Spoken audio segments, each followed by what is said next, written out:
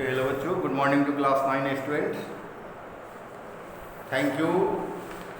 Thanks to all of you. देखिए, जैसा कि कल हमने चर्चा किया था, हम लोग डिस्कशन किया था इनर्शिया के बारे में। हम जानते हैं कि न्यूटन्स लॉज ऑफ मोशन के बारे में हम पढ़े हैं और फर्स्ट लॉ ऑफ मोशन के बारे में डिस्कशन हो रहा है, जिसमें है ना हमने यह समझा कि Newton's first law of motion provides us definition of the force. Definition of force है ना, फोर्स डेफिनेशन देता है, बल की परिभाषा देता है।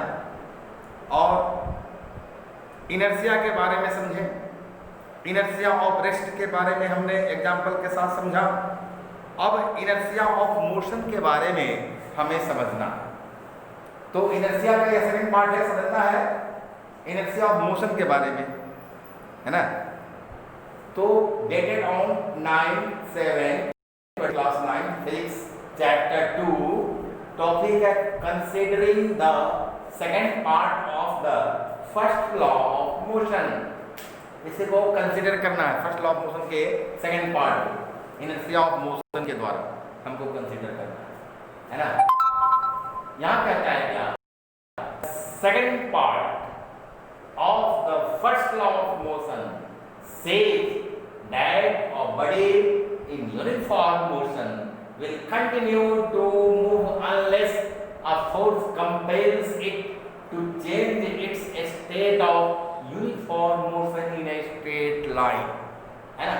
Uniform motion in a straight line. यहाँ यह कहा जा रहा है कि कोई बॉडी अगर स्ट्रेट लाइन पर यूनिफॉर्म मोशन में है और जब तक उस पर कोई बाहरी बल, कोई एक्सटर्नल फोर्स अप्लाई हो रहा होता है, तब तक वह ऑब्जेक्ट जो है, वो बॉडी जो है यूनिफॉर्म मोशन में उस स्ट्रेट लाइन पर रहना चाहेगा और रहता है ना। जब कोई बाहरी बल उस पर अप्लाई हो जाता है तब वह है ना ऑब्जेक्ट जो है वो बाध्य हो जाता है अपने uniform motion in a straight line को चेंज करने के लिए, और तब वह चेंज करता है। So we will now consider the second part of the first law of motion. तो हियर क्या है, the second part of the first law of motion. The second part of the first law of motion says that the body in uniform motion will continue to move unless a force compels it to change its state of uniform motion in a straight line। इसकी जो अवस्था है straight line पर uniform motion की, तो इसकी अवस्था को चेंज करने के लिए जब तक कोई बाहरी बल कंपेल नहीं करता है, इसको कंपेल नहीं करेगा, तब तक यह अपने uniform motion in a straight line को चेंज नहीं कर सकता, वो चलता ही रहेगा। तो at first, at a glance, है ना, या at first time it would appear to be wrong. हमें सुनने से ऐसा लगता है कि ये गलत है। It would appear to be wrong that a body moving at uniform speed in a straight line will continue to move for ever without coming to rest. कोई बॉडी अगर यूनिफॉर्म स्पीड से एक स्ट्रेट लाइन पर move कर रहा हो तो हमेशा बिना रेस्ट में आए हुए हमेशा मूव करता रहेगा। ये तो सुनने में गलत जैसा लगता है, लेकिन है सही है ना। Because if we stop pedalling bicycle के पैडलिंग को हम अगर स्टॉप कर देते हैं, which is moving at uniform speed, the bicycle doesn't go on moving for ever. क्या बाइसाइकिल हमेशा के लिए चलती रहती है? नहीं। It comes to rest after some time, कुछ देर के बाद रुक जाती है। इसलिए हमें फर्स्ट टाइप में, एट फर्स्ट टाइप, है ना, दिस स्टेटमेंट है ना would appear to be wrong, है ना। The moving bicycle has been compelled to change its state of uniform motion by the external force of air resistance. Bicycle अगर चल रही है तो विपरीत दिशा से, है ना, बाइसाइकिल के चलने के डायरेक्शन के, बाइसाइकिल के चलने के डायरेक्शन के अपोजिट डायरेक्शन से, तो एयर है ना, हवा, तो हवा का जो रेजिस्टेंस है, हवा का जो रोक है, हवा का जो अवरोध है, और फिर बाइसाइकिल का जो टायर है सो और रोड का जो सरफेस है तो दोनों जो है रफ है, दोनों के बीच में जो फ्रिक्शनल फोर्स जो लग रहा है, जो बाइसाइकिल के अपोजिट दिशा में लगता है, तो ये हवा का रोक और फ्रिक्शनल फोर्स, दोनों ये फोर्सेस जो है वो अपोजिट डायरेक्शन में ही लग रहा है, बाइसाइकिल के मोशन का अपोजिट डायरेक्शन में लग रहे हैं, है ना।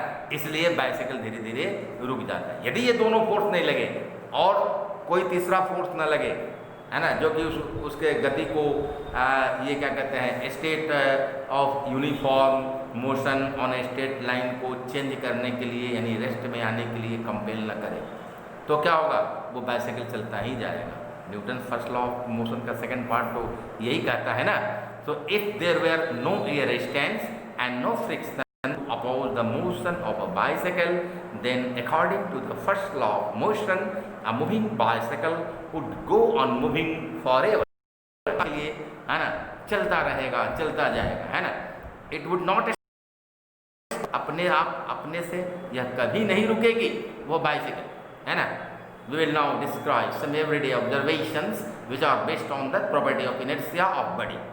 We have to know, है ना, we have to describe, we have to know, we observe in our everyday life, in our everyday observations, which are based on the property of inertia of a body, about which we have to discuss now, due to which it resists a change in its state of rest or of uniform motion. अब देखिए, when a carpet is beaten with a stick, क्या लिखा? When a hanging carpet is beaten with a stick, the dust particles start coming out from it. कोई carpet है, उसमें dust particle है, ऐसे तो नहीं गिरेगा डस्ट पार्टिकल, लेकिन अगर इससे उसको हम बीट करेंगे तो क्या होता है कि डस्ट पार्टिकल नीचे आ जाता है ना। तो यहाँ क्या होता है, सो देखिए कि this is because the force of stick makes the carpet move to and fro slightly. Stick से जो बीट किया तो जो फोर्स लगा स्टिक के द्वारा वो कारपेट को मूव कराता है to and fro, to fro, है ना। But the dust particle tends to remain at rest, बस डस्ट पार्टिकल तो रेस्ट स्टेट में है, तो इनर्शिया ऑफ रेस्ट के कारण वो रेस्ट में ही रहना चाहेगा, यानी कि स्टेशनरी, है ना, रहना चाहेगा। ड्यू टू दियर इनर्शिया, है ना, इनर्शिया के कारण वह स्टेशनरी रहना चाहेगा।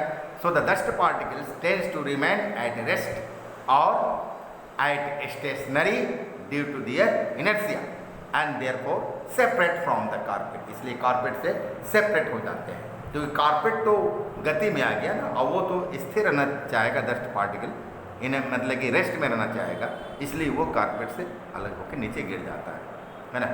When a tree having flexible stem, कोई ट्री है और उसका स्टेम जो है वो फ्लेक्सिबल है, लचीला हो, है ना, इस सेकेंड विग्रसली, जोर से अगर हम उसको हिलाते हैं vigorously, its fruits and leaves fall down, नीचे गिर जाते हैं। When the tree is second, it moves to and fro slightly. वो जिस स्टेम को हम शेक करते हैं, क्या कहते हैं, टू एंड फ्रो, तो स्टेम शेक होता है, लेकिन उसके फ्रूट्स और लिव्स जो है वो इनर्शिया ऑफ रेस्ट के कारण, है ना, क्या होता है, they tend to remain at rest due to their inertia of rest and therefore detach from the tree and fall down, tree से डिअटैच होते हैं और गिर जाते हैं। तो इस तरह से दो एग्जाम्पल हमने देखा और इस तरह से इनर्शिया ऑफ मोशन के बारे में समझा कि मोशन में जब कोई बॉडी आ जाता है और उस पर कोई बॉडी अगर इनर्शिया ऑफ रेस्ट के कारण रेस्ट में रहता है तो वह बॉडी क्या होता है, उस पहली बॉडी से अलग हो जाता है, जैसे कारपेट से डस्ट अलग हो गया और ट्री से फ्रूट्स एंड लिव्स अलग हो गए। So I am going to stop this topic and next day means tomorrow we will discuss further about the same topic and I think that this much is enough for all of you. Thanks to all.